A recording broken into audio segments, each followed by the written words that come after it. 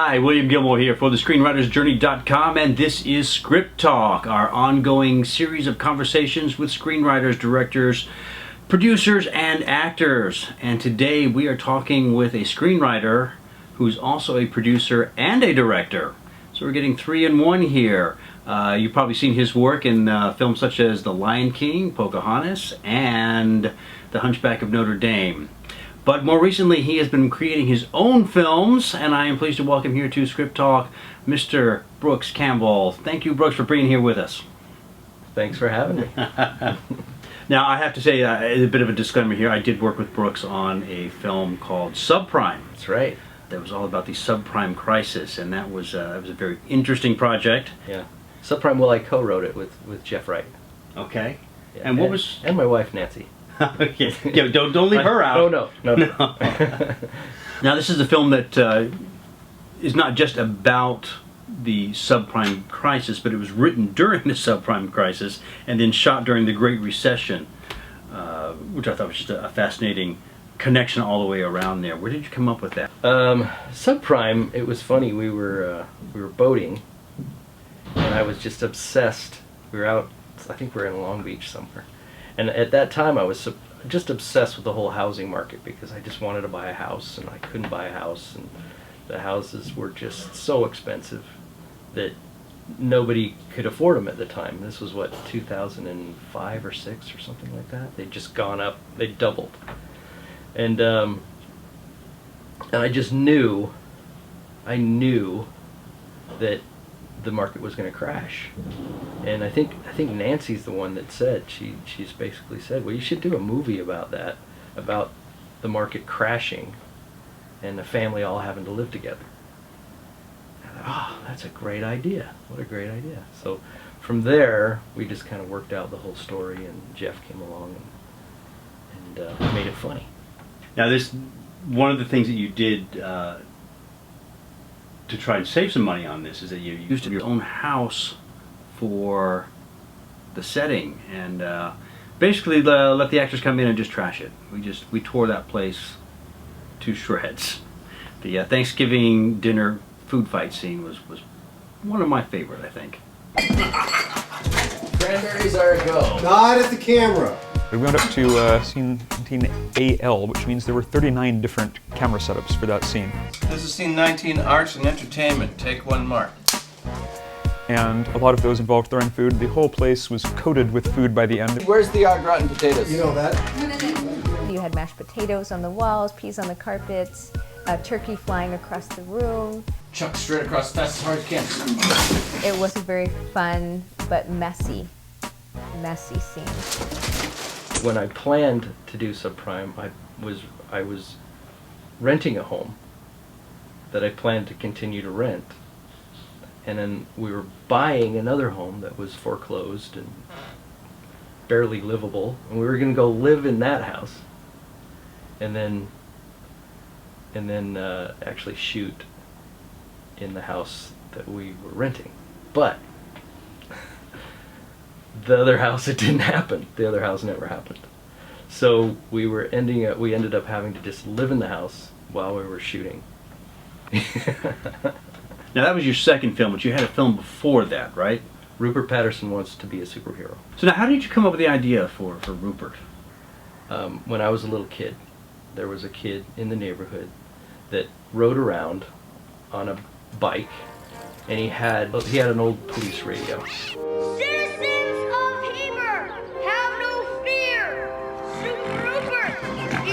That boy is one pie short of a bake sale. And he would talk on the radio, and he kind of kept to himself, and he was always coming up to us and trying to arrest us for certain things, and he was a little off. And so some of the stuff that we did in Rupert, we did to him. We were kind of the bullies. Oh. So you were the bullies. You were the bad guys in real life. we weren't so much bullies. I guess we weren't really bullies, but we weren't. We had some fun with him. We'll just say that. Okay. Where is the real life Rupert today? I don't know. I honestly don't even remember his name. I'm sure he'll be Facebooking me soon. Okay. Now, how big of a project? I mean, this was a fairly large project. Rupert? Yeah. Yeah, it ended up being pretty large. I was working on The Lion King at the time when I was writing it, and The Lion King did really well.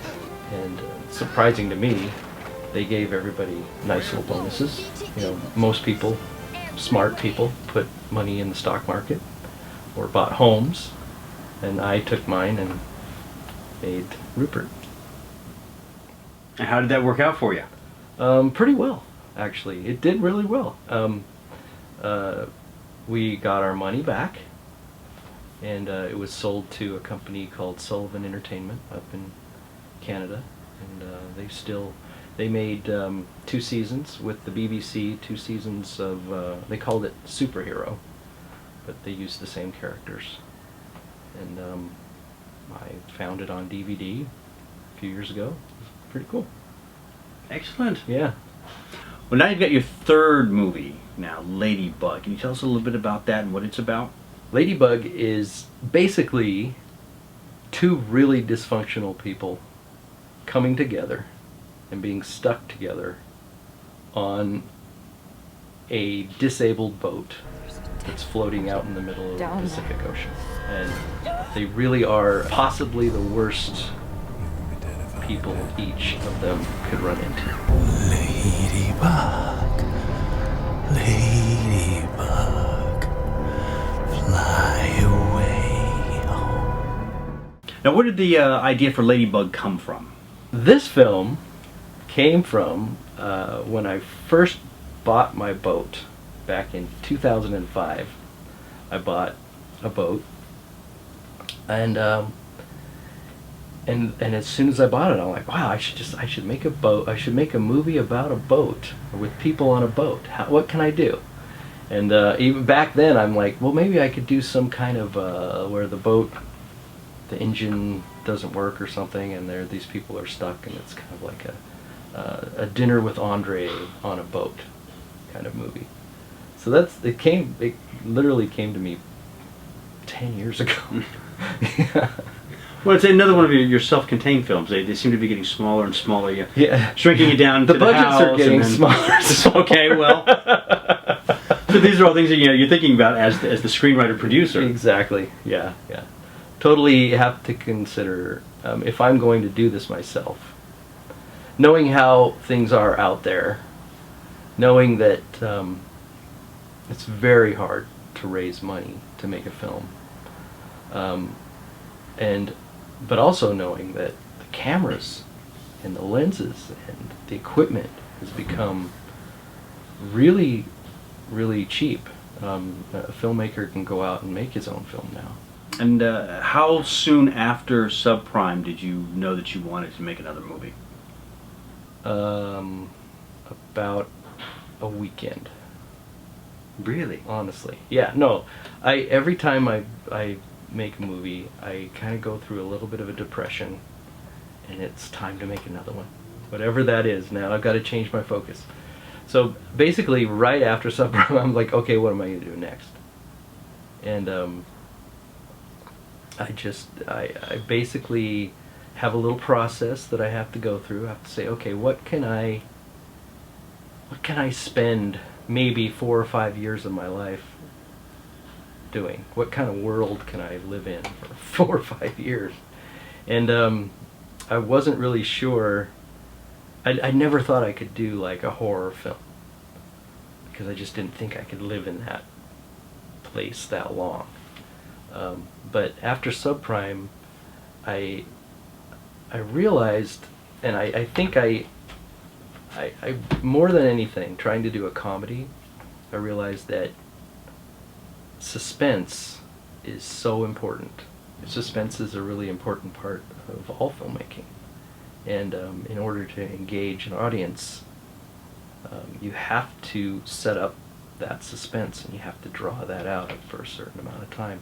So I think I really dove into what can I learn about suspense, and I really wanted to do a suspense thriller after that, which is such a different type of movie. I just wanted to do something completely different. Well, I have to say there has been a definite sort of a downward progression in the style of your films here, Brooks. You know, we're talking, the first one was a sort of lighthearted family, comedy.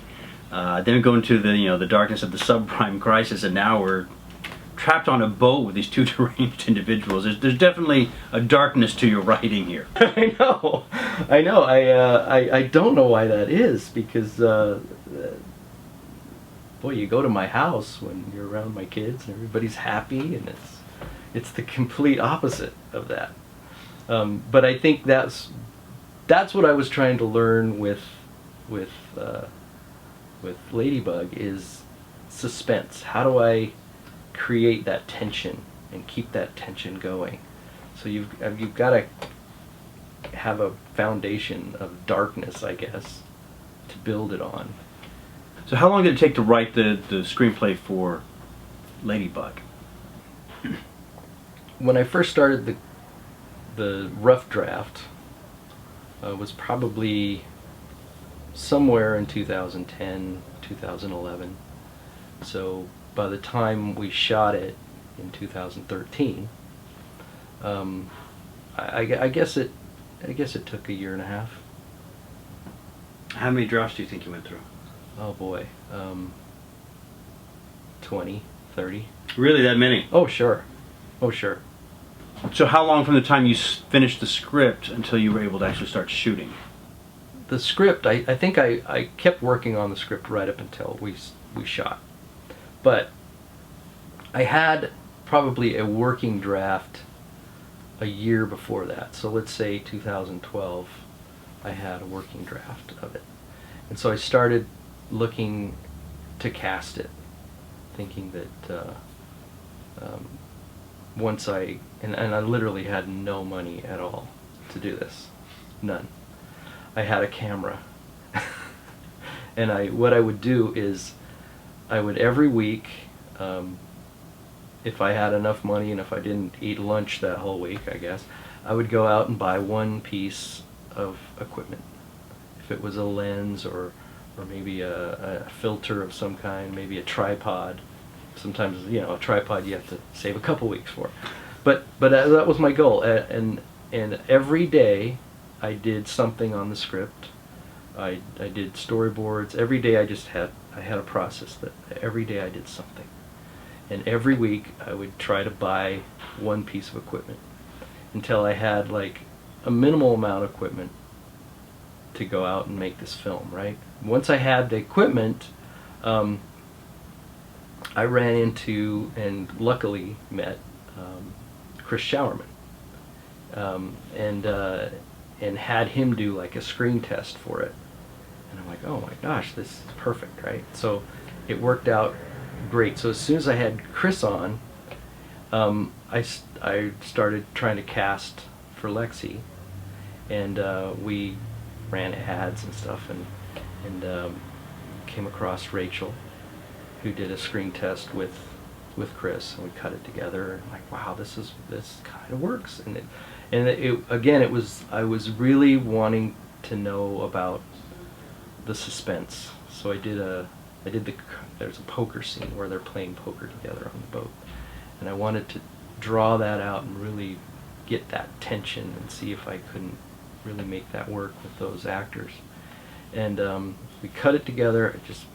It was just them reading in a conference room, but it cut together and it felt cool. So what was it like hearing your words read out loud for that first time in that reading?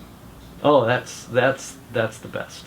I think that's the thrill of it all. That's the high you get when you have an idea, and then you write it, and then you rewrite it, and you rewrite it, and you rewrite it, and then you finally put it all together, and you hear somebody say those words, and then this idea becomes alive, comes to life. It's really amazing. How long did you have to shoot? What was your production schedule like? We ended up with a 12-day schedule. We were on the water for 9 days. Jeff Rigler from Rigler Digital came in and helped us with some production funds. And he got us a condo on the water in Oxnard. So we had a little boat slip. We had our little condo where everybody could stay at night. And so we would get up at 4:30, 5 o'clock in the morning. We'd be out on the water in the fog or in the rain or whatever the weather was. And we'd be out and we'd be shooting out off the coast of Oxnard, and we'd find the calmest spot. Sometimes we had to weigh anchor and head up towards Santa Barbara, and a lot of it ended up being shot right off of Isla Vista out up there next to Santa Barbara because the water was so calm. There's a nice little shelf there that keeps it calm. So you're out in the boat for 9 days. Now, I mean, how did you manage that? Are you like spinning around out there in the water trying to? There's a lot of shots in there where we had to do a lot of stabilization because the boat was rocking like crazy all the time. And it was rocking so much that the camera was going up and down so much that if you watched the footage, you started to get seasick. So we had to stabilize the characters, and so there's a lot of like animating the frame to keep it from bouncing all over the place. And but it worked out great. I mean, you barely notice it now. Thank God. But there was times, there was a bad weather day that we had to shoot. We couldn't stay inside. There was nothing we could shoot inside. We couldn't move to a different location. We were literally stuck on the boat. So we just had to shoot on the boat. The card playing scene was shot, basically we called it a toilet bowl because we were spinning around. Literally the whole boat was just spinning around, and the wind was just blowing like crazy. We had to re-ADR the whole entire scene. You cannot tell at all. It sounds perfect. It worked perfectly in the end, but we couldn't stop shooting. We just, you know how it is. You just no option there. Yeah, there's no option. You can't push it to the end. You just have to get those pages done that day. So where do we stand with Ladybug right now? Right now, and it's just completed. We were nominated for Best Picture at the Burbank Film Festival. Just super happy to be nominated. That was great. And then and now we are in the Sunscreen Film Festival West. We'll be screening on October 2nd. So looking forward to that. Oh, great.